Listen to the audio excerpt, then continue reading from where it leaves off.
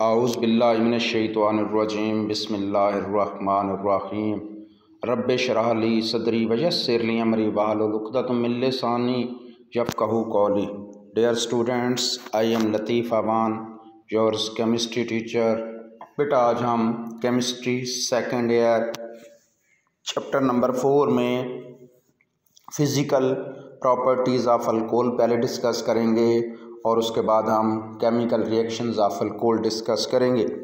जी बच्चों, जैसा कि हम फ़िज़िकल प्रॉपर्टीज़ की बात कर रहे हैं तो हम फ़िज़िकल प्रॉपर्टीज़ को बेटा 3 हेडिंग्स में डिवाइड कर लेंगे।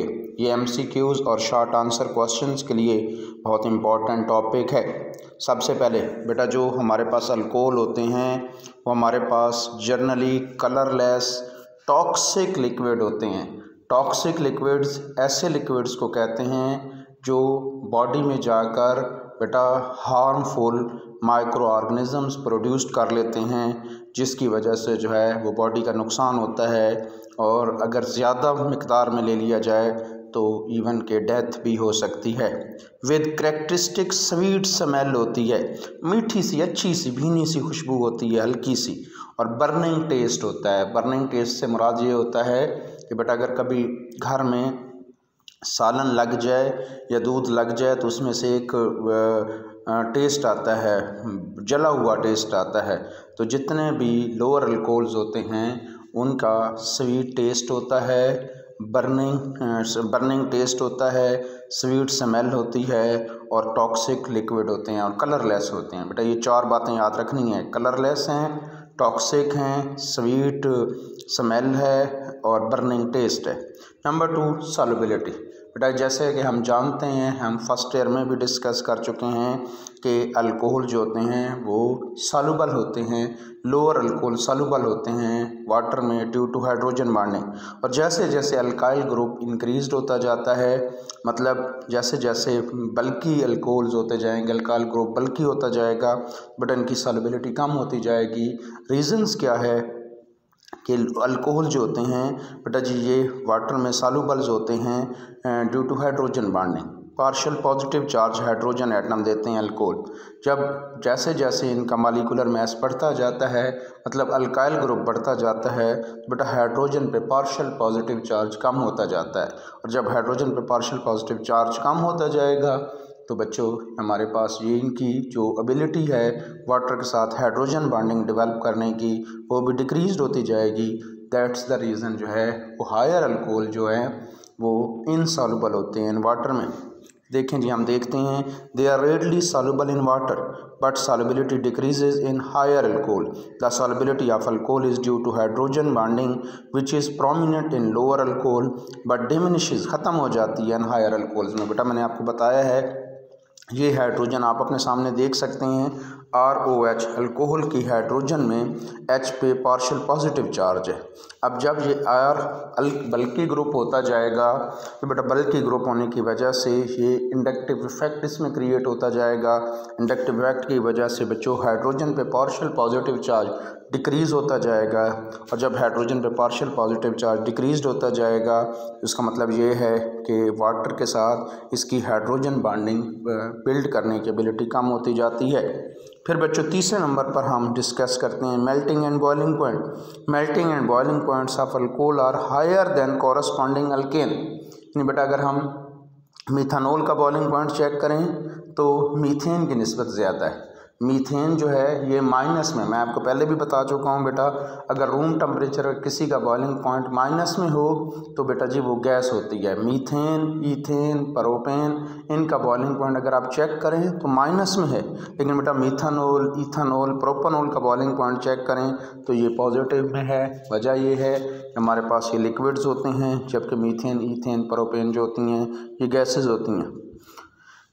Methyl alcohol and ethyl alcohol और लिक्विड वाल methane and ethane are gases. कभी कभी पेपर में ये शॉर्ट आंसर क्वेश्चन आ जाता है कि why methane and ethane are gases but methanol and ethanol are liquid. तो this is also due to hydrogen bonding. Hydrogen bonding methanol में, ethanol में बड़ी प्रोमिनेंट होती है, लेकिन बच्चों ये हमारे पास जो होती है ये ईथेन और ईथेन में नहीं मौजूद होती। तो हमने ये topic physical properties of alcohol को हमने 3 कैटेगराइज में चेंज कर दिया था। सबसे पहले बेटा हमने कहा है ये कलरलेस लिक्विड्स हैं, टॉक्सिक लिक्विड्स हैं, करेक्टरिस्टिक्स स्वीट स्मेल है और बर्निंग टेस्ट है। फिर बेटा हमने कहा है कि अल्कोहल्स के अंदर अपने अंदर भी हाइड्रोजन बॉन्डिंग होती है और वाटर के साथ भी ये हाइड्रोजन बॉन्डिंग डेवलप कर लेते हैं। फिर बेटा जी हमने कहा है यही रीज़न है कि अल्कोहल जो होते हैं वो हर प्रोपोर्शन में वाटर में हल होते हैं। बेटा 1 ml अल्कोहल ले लें, 99 ml वाटर ले लें, या 99 ml अल्कोहल ले लें, 1 ml वाटर ले लें, ये आपस में हल होते हैं ड्यू टू हाइड्रोजन बॉन्डिंग। लेकिन लोअर अल्कोहल्स की बात करते हैं, जैसे जैसे इनका मॉलिक्यूलर मास बढ़ता जाता है, मतलब और बल्कि ग्रुप होता जाता है, इस तरीके से बेटा हाइड्रोजन पे पार्शियल पॉजिटिव चार्ज डिक्रीज होता जाता है, जिसकी वजह से अल्कोहल की वाटर के साथ हाइड्रोजन बॉन्डिंग कैपेबिलिटी कम होती जाती है और बेटा जी अल्कोहल की वाटर के अंदर जो है सॉल्युबिलिटी डिक्रीज होती जाती है। तीसरा नंबर बेटा हमने कहा मेल्टिंग और बॉइलिंग पॉइंट्स। इसमें 2 बातें हैं, एक शॉर्ट आंसर क्वेश्चन भी आ सकता है कि why methane and ethane are gases at room temperature but methanol and ethanol are liquid. बेटा आप बता सकते हैं मीथेन ईथेन का बॉइलिंग पॉइंट माइनस में है, जिस चीज़ का रूम टेम्परेचर पे बॉइलिंग पॉइंट माइनस में हो मतलब वो गैस होती है रूम टेम्परेचर पर, और मिथेनॉल का जो है बॉइलिंग पॉइंट वो पॉजिटिव में है। वजह क्या है बेटा जी कि हमारे पास जो है ये लिक्विड्स हैं रूम टेम्परेचर्स पर। बेटा वजह क्या है, रीज़न बड़ी सिंपल ही है, मीथेन ईथेन में हाइड्रोजन बॉन्डिंग नहीं होती, जबकि ईथेन और मिथेनॉल और इथेनॉल के अंदर जो होती है वो हाइड्रोजन बॉन्डिंग मौजूद होती है। जी बेटा अब हम डिस्कस करते हैं रिएक्शंस ऑफ अल्कोहल। अब ROH बेटा अगर आप थोड़ा सा देखें ROH को डिटेल से देखेंगे, ROH मतलब कार्बन है बेटा, कार्बन और ऑक्सीजन बॉन्ड मौजूद है अल्कोहल में, और एक ऑक्सीजन और हाइड्रोजन बॉन्ड मौजूद है अल्कोहल में। तो अल्कोहल में बेटा हमारे पास जो है वो 2 बॉन्ड्स मौजूद हैं, एक RO मतलब कार्बन और ऑक्सीजन के दरमियान, और एक ऑक्सीजन और हाइड्रोजन के दरमियान। तो बेटा जी अब ये कौन सा बॉन्ड ब्रेक करेगा, ये डिपेंड करता है नेचर ऑफ अटैकिंग रिएजेंट पे। अटैकिंग रिएजेंट कौन सा है? अगर अटैकिंग रिएजेंट बेटा बड़ी सिंपली, अब कार्बन यहाँ आपको बात समझनी है, कार्बन पे पार्शियल पॉजिटिव चार्ज है बच्चों, बहुत इंपॉर्टेंट बात। अब ये आप इस बात को समझेंगे बेटा, ये जो कार्बन है इसके ऊपर पार्शियल पॉजिटिव चार्ज है, ऑक्सीजन पर पार्शियल नेगेटिव चार्ज है। अब बेटा अगर मैं आपको बड़ी क्लियरली सी सिंपली सी बात बताऊं कि न्यूक्लियोफाइल अटैक करेगा तो न्यूक्लियोफाइल कार्बन पे अटैक करेगा। जब carbon nucleophile negative charge species, तो बेटा जी हमेशा कार्बन और ऑक्सीजन बॉन्ड ब्रेक होगा। जब न्यूक्लियोफाइल ब्रेक होगा, न्यूक्लियोफाइल ब्रेक अटैक करेगा तो हमारे पास जो है कार्बन ऑक्सीजन बॉन्ड, क्योंकि न्यूक्लियोफाइल ने कार्बन पे अटैक करना है। अब बेटा ऑक्सीजन पे पार्शियल नेगेटिव चार्ज है, हाइड्रोजन पे पार्शियल पॉजिटिव चार्ज है। अब अगर मैं आपसे कहता हूं कि इलेक्ट्रोफाइल को अटैक करें, तो इलेक्ट्रोफाइल बेटा जी हमेशा ऑक्सीजन पे अटैक करेगा और ऑक्सीजन और हाइड्रोजन बॉन्ड ब्रेक होगा। इस बात को आपने स्पेशली याद रखना है, बड़ी एहतियात के साथ आपने इस चीज़ को समझना है। ये देखें जी, इफ़ न्यूक्लियोफाइल अटैक्स, न्यूक्लियोफाइल मतलब नेगेटिव चार्ज स्पीशीज़, या बेटा इलेक्ट्रॉन एफिशिएंट स्पीशीज़ मैं आपको समझा चुका हूँ। अगर न्यूक्लियोफाइल वो होता है जिस पे नेगेटिव चार्ज होता है, न्यूक्लियोफाइल वो होता है जो इलेक्ट्रॉन एफिशिएंट होता है, बेटा न्यूक्लियोफाइल वो होता है, याद रखिएगा, जिसमें हमारे पास जो है सेंट्रल एटम पर लोन पेयर्स मौजूद होते हैं। तो ये सारे न्यूक्लियोफाइल हैं। अगर न्यूक्लियोफाइल अटैक करेगा तो देन कार्बन ऑक्सीजन बॉन्ड, मैंने आपको भी बताया न्यूक्लियोफाइल ने अटैक करना है कार्बन पे अटैक करना है, तो कार्बन के साथ उसने बॉन्ड बनाना है, तो कार्बन ऑक्सीजन बॉन्ड ब्रेक हो जाएगा। और बेटा जी अगर इलेक्ट्रोफाइल अटैक करेगा, अभी मैंने आपको बताया कि ऑक्सीजन पे अटैक करेगा तो ऑक्सीजन और हाइड्रोजन बॉन्ड ब्रेक हो जाएगा। तो याद, अब यहाँ पर एक और बहुत इंपॉर्टेंट बात है कि बेटा अगर न्यूक्लियोफाइल अटैक करता है मतलब कार्बन ऑक्सीजन बॉन्ड ब्रेक होता है, तो कार्बन पे पॉजिटिव चार्ज आता है, मतलब बेटा कार्बोकैटाइन बनता है। और मैं ये बात आपको बहुत डिटेल से समझा चुका हूँ, क्योंकि टर्शरी कार्बोकैटाइन सबसे ज़्यादा स्टेबल होता है। तो दैट्स द रीज़न। बेटा याद रखिएगा कि टर्शरी अल्कोहल जो होते हैं, ये अगर टर्शरी अल्कोहल होगा तो ये जल्दी ये कार्बन ऑक्सीजन बॉन्ड टूटेगा। सेकेंडरी अल्कोहल में ये थोड़ा सा मतलब सेकेंडरी कार्बोकैटायन बनने में थोड़ी सी मुश्किल होगी और प्राइमरी कार्बोकैटायन सबसे मुश्किल होगा, तो टर्शियरी अल्कोहल सबसे ज़्यादा रिएक्टिव होंगे। मतलब टर्शियरी अल्कोहल जल्दी कार्बन ऑक्सीजन बॉन्ड ब्रेक होगा ताकि टर्शियरी कार्बोकैटायन ज़्यादा स्टेबल होता है। बेटा इनका प्रायोरिटी ऑर्डर ये अक्सर पेपर में आ जाता है। अभी रिसेंटली MD कैट का पेपर भी आया तो उसमें भी प्रायोरिटी ऑर्डर्स आए हैं। तो आपने याद रखना है कि अगर न्यूक्लियोफाइल अटैक करता है, रट्टा नहीं लगाना, बात समझ नहीं है। जो बात मैं समझाने की कोशिश कर रहा हूँ, न्यूक्लियोफाइल अटैक करेगा तो कार्बोकैटायन बनेगा और कार्बोकैटायन बनेगा तो टर्शियरी कार्बोकैटायन सबसे ज़्यादा स्टेबल होता है, प्राइमरी कार्बोकैटायन सबसे लीस्ट स्टेबल होता है। That's the reason tertiary alcohol जो होते हैं सबसे ज़्यादा रिएक्टिव होंगे न्यूक्लियोफाइल के अटैक की सूरत में। अगर न्यूक्लियोफाइल इलेक्ट्रोफाइल अटैक करता है, इलेक्ट्रोफाइल बेटा पॉजिटिव चार्ज स्पीशीज़ को कहते हैं, मैं आपको भी बातें समझा चुका हूँ। इलेक्ट्रॉन डेफिशिएंट स्पीशीज़ को कहते हैं। सेंट्रल एटम जो होता है अगर उस पर पार्शियल पॉजिटिव चार्ज हो उसे इलेक्ट्रोफाइल कहते हैं। अगर इलेक्ट्रोफाइल अटैक करता है तो ऑक्सीजन हाइड्रोजन बॉन्ड ब्रेक होता है। अब देखिए कार्बोकैटायन नहीं बना बल्कि ऑक्सीजन के ऊपर नेगेटिव चार्ज आया, ऑक्सीजन के ऊपर नेगेटिव चार्ज आया, मतलब ये बेटा जी हमारे पास जो है ओवरऑल नेगेटिव एनाइन स्पीशीज़ बन गई। तो अब इस सूरत में हमारे पास जो है ये नर्सरी अल्कोहल CH3OH इसे हम नर्सरी अल्कोहल कहते हैं। बेटा अगर OH जो है ऑक्सीजन हाइड्रोक्सल ग्रुप की ऑक्सीजन मतलब अल्कोहल की ऑक्सीजन वो प्राइमरी कार्बन के साथ अटैच्ड होगी, हम उसे प्राइमरी अल्कोहल कहेंगे। ये बातें हम अपने फर्स्ट लेक्चर में डिस्कस कर चुके हैं। अगर OH ग्रुप सेकेंडरी कार्बन के साथ अटैच्ड होगा सेकेंडरी अल्कोहल, अगर OH ग्रुप टर्शियरी कार्बन के साथ अटैच्ड होगा टर्शियरी अल्कोहल, तो इस सूरत में टर्शियरी अल्कोहल जो होंगे ये हमारे पास सबसे लीस्ट जो है वो रिएक्टिव आएंगे। और जो नर्सरी अल्कोहल होगा मतलब ऑक्सीजन पे नेगेटिव चार्ज, बेटा जितना अल्काइल ग्रुप छोटा होगा उतना ऑक्सीजन पे नेगेटिव चार्ज जो है वो ज़्यादा स्टेबल स्पीशीज़ बनेगी। तो ये याद रखना है बेटा। दो बातें यहाँ पर इस स्लाइड में हमने दो बातें सीखी हैं कि अगर हमारे पास न्यूक्लियोफाइल अटैक करता है तो न्यूक्लियोफाइल अटैक करे तो हमारे पास कार्बन ऑक्सीजन बॉन्ड ब्रेक होता है और उस सूरत में हमारे पास टर्शियरी कार्बोकैटायन सबसे ज़्यादा स्टेबल होते हैं। That's the reason tertiary alcohol सबसे ज़्यादा रिएक्टिव होंगे। और अगर हम नर्सरी अल्कोहल की बात करते हैं तो सबसे कम होंगे। और बेटा अगर इलेक्ट्रोफाइल अटैक करता है तो ऑक्सीजन हाइड्रोजन बॉन्ड ब्रेक होता है, उस सूरत में हमारे पास जो नर्सरी अल्कोहल होंगे वो सबसे ज़्यादा रिएक्टिव होंगे और जो प्राइमरी अल्कोहल होते हैं बेटा जी वो सबसे लीस्ट रिएक्टिव होंगे। उम्मीद है मुझे आपको मेरी ये बात समझ आ गई होगी जी। अब हम उसके कुछ एग्जांपल्स देखते हैं बेटा। तीन एग्जांपल्स हमारे सिलेबस में हैं, आपको ये 3 रिएक्शन आने चाहिए। अब देखें C2H5OH मतलब अब आपने अल्कोहल में से OH निकालना है तो बेटा सबसे पहले न्यूक्लियोफाइल, अब यहाँ पर Cl नेगेटिव है, थायोनाइल क्लोराइड SOCl2 ये रिएक्शन हम पहले कर चुके हैं। अगेन पैराडीन की मौजूदगी में देखिएगा हम ये अल्काइल हैलाइड्स की प्रिपरेशंस में हम पढ़ चुके हैं चैप्टर नंबर 10 में। तो बेटा Cl अटैक करेगा तो हमारे पास OH निकालने देख लें इसकी जगह Cl, तो ये इथाइल क्लोराइड मतलब अल्काइल हैलाइड बन गए हैं SO2 और HCl।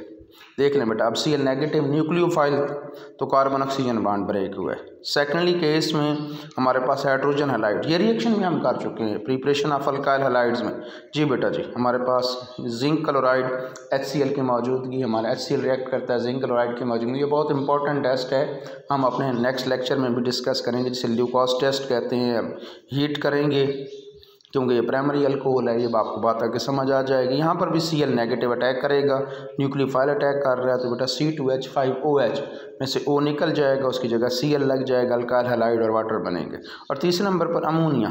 अब अमोनिया में NH3 को बेटा जी 2 हिस्सों में डिवाइड कर दिया आपको समझाने की खातिर, H पॉजिटिव और NH2 नेगेटिव, मतलब NH2 नेगेटिव अटैक करेगा। अब OH निकाल लें उसकी जगह NH2 लगा लें तो NH2 मैं आपको पहले बता चुका हूँ अमीन को कहते हैं बेटा जब ये इथाइल के साथ लगेगी, इथाइल अमीन और प्लस वाटर, ये थायोनाइल ऑक्साइड की मौजूदगी में। तो ये 3 रिएक्शंस आपको आने चाहिए, आपने बैठ के प्रैक्टिस करनी है बेटा जी।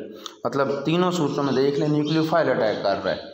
अब आप अगर पेपर में आ जाता है कि give those reaction of alcohol in which carbon oxygen bond breaks या those reaction in which nucleophile attacks, तो बेटा आप उसका वो लिखेंगे जो मैंने आपको अभी समझाया है लास्ट स्लाइड में कि जनाब जो है ना न्यूक्लियोफाइल अटैक करता है तो कार्बन ऑक्सीजन बॉन्ड ब्रेक होता है। फिर उसका रिएक्टिविटी ऑर्डर लिखेंगे कि टर्शरी अल्कोहल सबसे ज़्यादा रिएक्टिव होते हैं और प्राइमरी अल्कोहल सबसे कम रिएक्टिव होते हैं। और फिर बच्चों आप जो है इसकी एग्जांपल्स दे देंगे, इसकी एग्जांपल से आप इसे क्लियर करेंगे। ये लें जी, नेक्स्ट स्लाइड में अब हम डिस्कस करते हैं जब इलेक्ट्रोफाइल अटैक करता है, मतलब ऑक्सीजन हाइड्रोजन बॉन्ड ब्रेक होता है। अब आप देख सकते हैं, ये लें बेटा, सबसे पहले सोडियम मेटल, अब Na पॉजिटिव अटैक करेगा, ये ऑक्सीजन पे अटैक करेगा, मतलब हाइड्रोजन निकाल दें इसमें से, देखें 2C2H5OH है प्लस 2Na है बेटा जी, तो O के साथ Na लगा दें और दो हाइड्रोजन हैं H पॉजिटिव हमारे पास, तो ये H2 हमारे पास जो है, ये लें बेटा जी हमारे पास हाइड्रोजन निकल गई, मतलब ये अब ऑक्सीजन हाइड्रोजन बॉन्ड ब्रेक हो गया। सेकेंडली बेटा जी ग्रिग्नार्ड रिएजेंट का रिएक्शन, ये रिएक्शन भी हम कर चुके हैं चैप्टर नंबर 10 में। अब ये देखें जी C2H5OH CH3MgI, मतलब अब मैग्नीशियम अटैक करेगी, मैग्नीशियम अटैक करेगी तो बेटा जी हमारे पास जो है वो, ये देखें ऑक्सीजन अगर OC2H5 देखें तो ये जाके मैग्नीशियम पे लग जाएगा, मैग्नीशियम ने इसके साथ बॉन्ड बना दिया और CH3 और H मिलकर बेटा जी हमारे पास जो है CH3 नेगेटिव है, ये H पॉजिटिव अपने साथ मिला के मीथेन बना लेती। तीसरे नंबर पर बेटा हमारे पास जो है अस्टेरिफिकेशन, ये रिएक्शन भी हम कर चुके हैं, चैप्टर नंबर 8 में भी कर चुके हैं, चैप्टर नंबर 13 में हम इसका मैकेनिज़्म भी डिस्कस करेंगे। तो इस सेम केस में भी सेम टू सेम यही होगा। ये लें बेटा जी C2H5O, अब हमारे पास जो है यहाँ पर जो है इस रिएक्शंस के अंदर बेसिकली इस रिएक्शन में जो है हमारे पास जो है वो C2H5OH ये बेस है और CH3COOH एसिड है, लेकिन बेटा ये वाहिद रिएक्शन है, ये MD-CAT में भी आ चुका है, चैप्टर नंबर 13 में भी हम डिस्कस करेंगे कि हमारे पास जो है वो एसिड, यहाँ पर एस्टिक एसिड OH देता है, हमेशा एसिड H पॉजिटिव देता होता है और बेस OH नेगेटिव देता है, लेकिन वाहिद इस रिएक्शन को उसको अपनी याद भी रखना है, ये MCQs में भी आ सकता है। इसमें एस्टिक एसिड जो है OH नेगेटिव देता है और बेस इथाइल अल्कोहल OH जो है C2H5OH जो है बेटा H पॉजिटिव देता है। तो यहाँ पर ये आपके पास जो है इथाइल एसीटेट बनता है और H और OH पॉजिटिव मिलकर वाटर बन जाते हैं। तो ये लें जी एक मुख्तसर सी अगर हम इसे समराइज़ करें तो बेटा हमने कहा कि जब न्यूक्लियोफाइल अटैक करता है तो उस सूरत में कार्बन ऑक्सीजन बॉन्ड ब्रेक होता है। आपने देख लिया है, हमने 3 रिएक्शन उसके देखे थे बेटा, आप लोगों ने जो है ये तीनों रिएक्शन जो हैं ये हम आपको आने चाहिए। फिर बेटा हमने इलेक्ट्रोफाइल अटैक कराया है, उस सूरत में भी हमने इसको तीनों रिएक्शन देखे हैं। आपको ये तीनों रिएक्शन भी अपने घर बैठ कर इसकी प्रैक्टिस करनी है प्लीज़। नेक्स्ट देखते हैं जी हमारे पास जी बेटा, नेक्स्ट हमारे पास हम other reaction of alcohol other reactions भी देते हैं। ऑक्सीडेशन ऑफ अल्कोहल, मतलब ऑक्सीडेशन ऑफ अल्कोहल आप जानते हैं बेटा जी हमारे पास कन्वर्ट इनटू एल्डिहाइड। अब आपने ये बहुत इंपॉर्टेंट रिएक्शन है और ये एक जर्नल रूल भी, और ये आपका पूरी ऑर्गेनिक केमिस्ट्री को कवर करता है, इन चीज़ों को आपने याद रखना है। ऑक्सीडेशन, अब जब भी आपने ऑक्सीडेशन करनी है, ये लिख लें बेटा, बहुत इंपॉर्टेंट बात लिखें सबसे पहले कि जब भी हम प्राइमरी अल्कोहल की ऑक्सीडेशन करेंगे तो हमेशा एल्डिहाइड्स बनते हैं। जितने कार्बन वाला अल्कोहल होगा प्राइमरी अल्कोहल, जितने भी कार्बन वाला अल्कोहल हो उतने कार्बन वाला एल्डिहाइड्स बनेगा। नंबर 1 पहली बात दोबारा देखिएगा, गौर से सुनें, लिख लें, अपनी बुक पे लिखें। प्राइमरी अल्कोहल की ऑक्सीडेशन होगी हमेशा प्राइमरी अल्कोहल। अब आप जानते हैं OH ग्रुप अगर प्राइमरी कार्बन के साथ अटैच्ड है हम उसे प्राइमरी अल्कोहल कहते हैं। प्राइमरी अल्कोहल की जब भी ऑक्सीडेशन होगी एल्डिहाइड्स बनेंगे। जितने कार्बन वाला प्राइमरी अल्कोहल होगा उतने कार्बन वाला एल्डिहाइड्स बनेगा। नंबर 2 बेटा, सेकेंडरी अल्कोहल की ऑक्सीडेशंस करेंगे तो सेकेंडरी अल्कोहल की ऑक्सीडेशन में हमेशा कीटोन बनेगा। जितने कार्बन वाला सेकेंडरी अल्कोहल होगा उतने कार्बन वाला कीटोन बनेगा।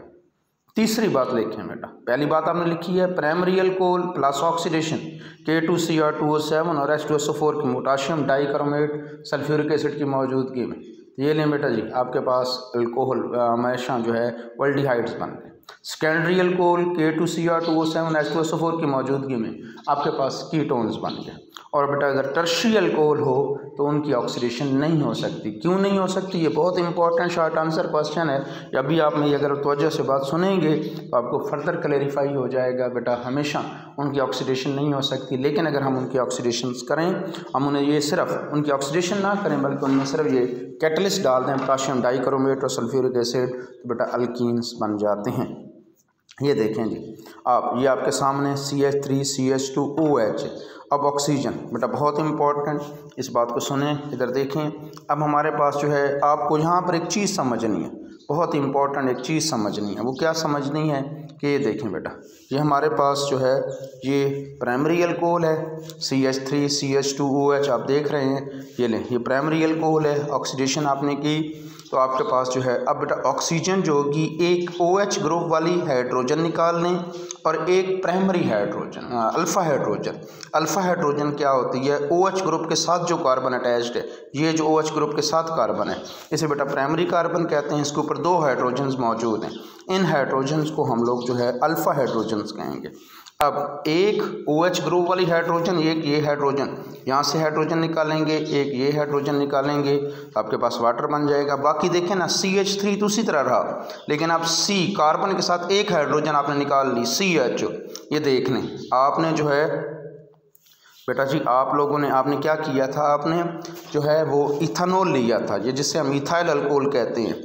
K2Cr2O7H2SO4 की मौजूदगी में ऑक्सीडेशन की तो हमारे पास इथेनॉल बन गया, जिसे हम एस्टल्डिहाइड कहते हैं। कॉमन नेम ये हम जाके देखेंगे चैप्टर नंबर 12 में। कॉमन नेम हमारे पास ये जो है एस्टल्डिहाइड है, इसका IUPAC नेम इथेनॉल है। देख लें 2 कार्बन वाला अल्कोहल था प्राइमरी अल्कोहल, 2 कार्बन वाला अल्डिहाइड बना। और दोबारा बहुत इंपॉर्टेंट ये बात, अगर आप समझेंगे तो तब आपको ऑक्सीडेशन समझ आएगी। ऑक्सीजन आपने एक हाइड्रोजन OH वाली हाइड्रोजन निकाली, या आपने अभी बैठना है लिखें, आपने एक हाइड्रोजन आपने निकाली है OH वाली हाइड्रोजन। सेकेंडली आपने हाइड्रोजन निकाली है बेटा जी अल्फ़ा हाइड्रोजन। अल्फ़ा हाइड्रोजन कौन सी है?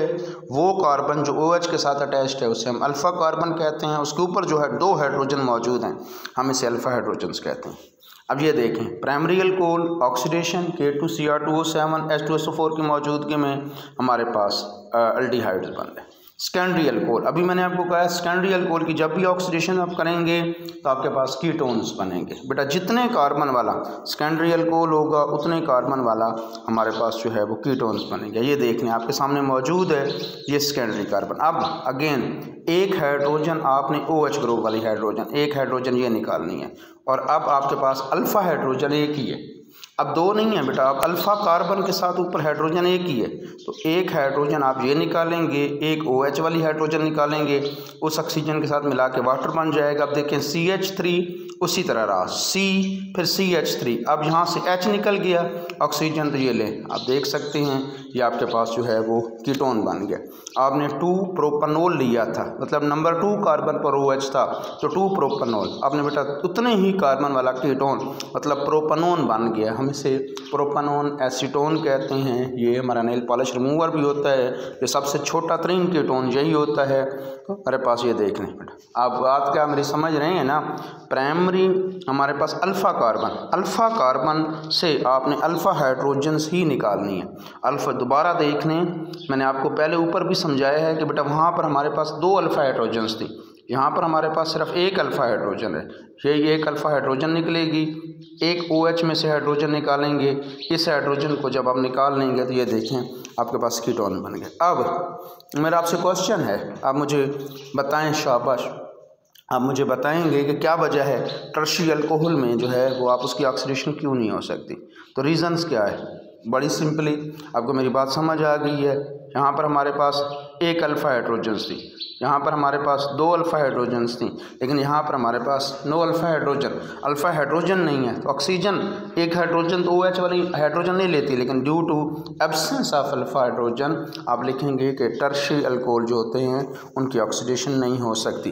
Tertiary alcohol are resistant on oxidation in dichromate. अगर हम यही बेटा जी ये हम डालते जाएंगे ये देखें in the presence of acid dichromate, हमने K2Cr2O7 H2SO4 में, तो ये एलिमिनेशन हो गई। एलिमिनेशन मतलब OH भी निकाल दें। अब ये देखें, अब इम्पोर्टेंट बात, अब यहाँ पर OH भी निकाल दें।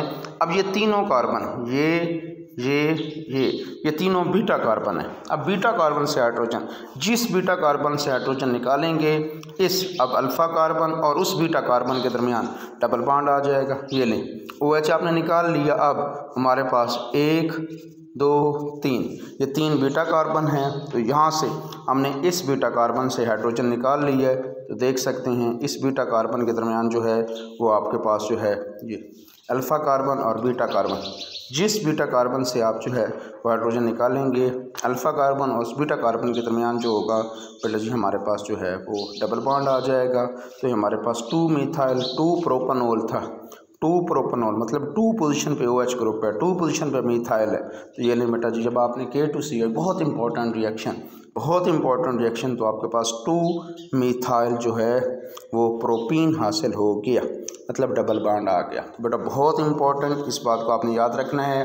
प्राइमरी अल्कोहल की जब भी ऑक्सीडेशंस करते हैं तो हमारे पास जो है, याद रखिएगा, हमेशा जो है वो एल्डिहाइड्स बनते हैं उतने कार्बन वाला। सेकेंडरी अल्कोहल की जितने जब भी ऑक्सीडेशन करते हैं तो आपके पास कीटोन्स बनते हैं। और टर्शियरी अल्कोहल की जब भी आप ऑक्सीडेशन करते हैं, ऑक्सीडेशन नहीं हो सकती due to absence of alpha hydrogen, तो हमेशा अगर यही कैटलिस्ट हम जो है वो एसिटिक डाइक्रोमेट डाल दें बेटा जी, हमारे पास जो है वो टर्शियरी अल्कोहल बनते हैं। नेक्स्ट जी, आखिरी बात हम और भी बेटा, ये हमारे पास जो है वो 2 रिएक्शन बड़ी इंपॉर्टेंट हैं। एक डिहाइड्रेशन, ये भी हमारे पास जो है MD-CAT में MCQ आ चुका है, तो इसको भी आपने याद रखना है बेटा। अल्कोहल की अब डिहाइड्रेशन, हम ये बात चैप्टर नंबर 8 में भी डिस्कस कर चुके हैं। अगर हम अल्कोहल में कंसनट्रेटेड सल्फ्यूरिक एसिड डालते हैं तो बेटा हमारे पास अगेन एलिमिनेशन हो जाती है, OH ग्रुप निकल जाता है। अब जिस कार्बन से OH ग्रुप निकालना है, C2H5OH, उसको अब आप ड्रा करें ना, C2H5OH, CH3 CH2OH। अब CH2 से तो OH निकल गया, लेकिन उस कार्बन से अब आप हाइड्रोजन नहीं निकालेंगे, बल्कि दूसरी कार्बन से आप हाइड्रोजन निकालेंगे। तो बेटा जी आपके पास ईथीन बनेगा, इथेनॉल से ईथीन। लेकिन अगर यही हम C2H5OH, ये देखें, अब 2 C2H5OH ले लें बेटा, ये अब ये बात भी समझें, ये लें C2H5OH, ये लें C2H5OH। अब एक अल्कोहल से H निकाल लें, दूसरे अल्कोहल से OH निकाल लें। बेटा C2H5O C2H5O, मतलब ये देखें डाईथाइल ईथर बन गए हैं। तो हमारे पास हमने अल्कोहल से ईथीन भी बना ली, हमने अल्कोहल से डाईथाइल ईथर भी बना लिया। तो वजह क्या है, इम्पॉर्टेंट वजह जो है वो कंडीशन है। मैंने हमेशा आपको कहा हुआ है बट ऑर्गेनिक केमिस्ट्री में कंडीशन का बहुत इंपॉर्टेंट रोल होता है। जब आपने 180 डिग्री सेंटीग्रेड टेम्परेचर्स दिया, मतलब हायर टेम्परेचर्स दिया, तो अल्कीन बन गई। याद रखना है, हायर टेम्परेचर्स देना है तो अल्कीन बन गई है, मतलब है हमारे पास जो है वो ज़्यादा एलिमिनेशन हो गई। लेकिन जब थोड़ा सा लोअर टेम्परेचर 140 डिग्री सेंटीग्रेड, तो फिर बेटा आपके पास ईथर बन गया। ये बहुत इंपॉर्टेंट रिएक्शन, इसकी कंडीशन को याद रखना है, ये MCQs में अक्सर आता है। ये MCQs इंपॉर्टेंट, बहुत इंपॉर्टेंट है। लास्ट रिएक्शन ये भी आप बेटा कर चुके हैं, हाइलाइट्स के साथ, फास्फोरस हाइलाइट्स के साथ हम अगर बेटा जी हमारे पास जो है वो हम PCl3 डालें C2H5OH, अब 3 के साथ 3, तो ये लें, ये बात हम पहले भी, तो हमारे पास H3PO3 फास्फोरस से एसिड बनता है। और अगर आप PCl5 डालेंगे तो हमारे पास C2H5OH और POCl3 मतलब फास्फोरस ऑक्सीक्लोराइड और HCl बनता है। मैं उम्मीद करता हूँ कि आपको मेरी बातें समझ आई होंगी। बेटा प्लीज़ बार बैठ कर अब थोड़ा सा टाइम लगाएंगे, ये रिएक्शंस करेंगे, रट्टा नहीं लगाएंगे, इसकी प्रैक्टिस करेंगे। प्रैक्टिस जो होगी वह इंशाल्लाह ताला बेहतर हो जाएगी। अपने नेक्स्ट लेक्चर में हम इंशाल्लाह ताला अल्कोहल को कंप्लीट करेंगे। आप लोगों का आप ये जो टेस्ट होगा, नेक्स्ट टेस्ट, बेटा ये इसमें ये सारी चीज़ें आएंगी, तो प्लीज़ साथ साथ तैयार करना है, तवज्जो दें, अपना टाइम वेस्ट ना करें। याद रखिएगा, मैं हमेशा से आपको एक बात कहता रहता हूँ कि बेटा जी ये सेकंड ईयर के बच्चों के लिए ज़िंदगी का सबसे इम्पोर्टेंट तरीन साल है। तो प्लीज़ कोरोना से अपने इस टाइम को ज़ाया ना करें, अपना बैठ के तैयारी करें। हर शर में एक खैर होती है। इस मुश्किल वक्त में बैठकर, अपने घर बैठकर जो है वो कोरोना SOPs को फॉलो करते हुए बेटा जी हम जो है पढ़ाई करके अपने आप को बेहतर कर सकते हैं। अल्लाह पाक आप लोगों का हामी नासिर हो। दुआ में याद रखिएगा। अल्लाह हाफिज़।